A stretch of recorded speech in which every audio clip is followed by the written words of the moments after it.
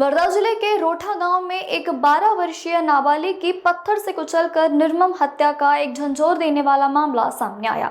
कल दोपहर 3 बजे स्कूल से लौटने के बाद शाम 6 बजे बच्ची का शव उसी के घर में नग्न अवस्था में मिला। इससे यौन उत्पीड़न की भी आशंका जताई जा रही है और पुलिस को मेडिकल रिपोर्ट का इंतजार है।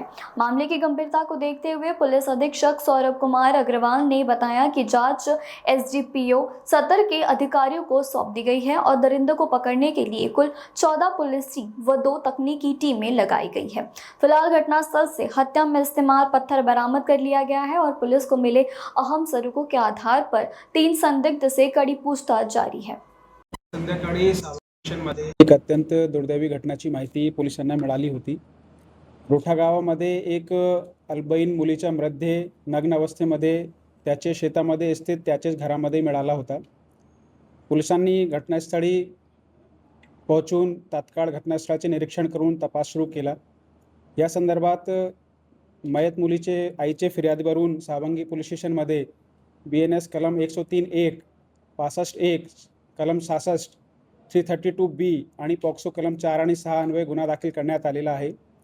गुन्ह्याचा गंभीर लक्षात घेता सदर गुन्ह्याचा तपास SDPO इस्राचे अधिकाऱ्याकडे देण्यात आलेला आहे। फॉरेन्सिक टीम, श्वान पथक आणि सायबर टीमने घटनास्थळी भेट देऊन आवश्यक ती माहिती आणि सॅम्पल्स कलेक्ट केलेले आहे। या गुन्ह्यामध्ये स्थानिक पोलीस, LCB आणि उपविभागातील इतर पोलीस स्टेशनचे जवळपास 14 पथक तयार करण्यात आलेले आहे। तांत्रिक तपासासाठी 2 वेगळे पथक तयार करण्यात आलेले आहे। तपासामध्ये डिटेक्शनसाठी काही महत्त्वाची माहिती आम्हाला मिळालेली असून त्या माहितीवर काम चालू आहे। त्या माहितीवर काही लोकांची पोलिसांकडून चौकशी सध्या सुरू आहे। लवकरात लवकर गुन्हा डिटेक्ट करण्यासाठी पोलिसांकडून सर्वतोपरी प्रयत्न सुरू आहे। यामध्ये मी स्वतः आणि ॲडिशनल SP बारकाईने पर्यवेक्षण करत आहे। सर, या गुन्ह्यामध्ये मुलीच्या आईची फिर्यादवरून गुन्हा दाखल करण्यात आलेला आहे। त्या FIR मध्ये पण तसे लैंगिक अत्याचाराचे कलम समाविष्ट आहे आणि घटनास्थळाच्या परिस्थितीचा ओव्हरऑल लक्षात घेता तशी शक्यता आहे।